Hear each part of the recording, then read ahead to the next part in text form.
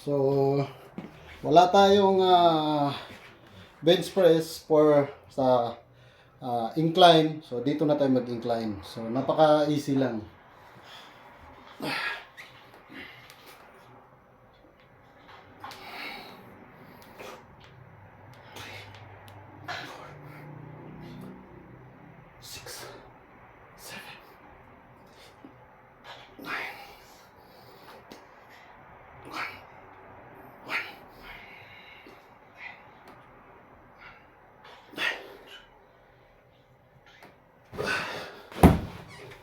So, ayan. Napakadali lang gumawa ng paraan ng pag-i-incline. So, ganun lang. Ayan. Bumaba lang tayo doon sa baba. Ayan. Tukod lang natin yung dalawang paa natin para hindi tayo mag-slide. Gumamit lang tayo ng medyo makapit na shoes para hindi tayo mag-slide. So, ganun lang yung technique kung paano incline. So, let's go. Ganun lang.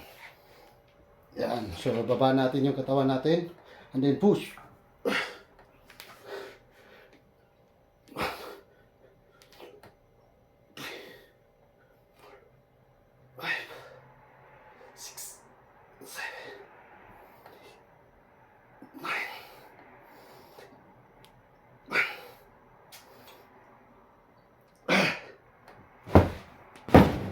So, yan.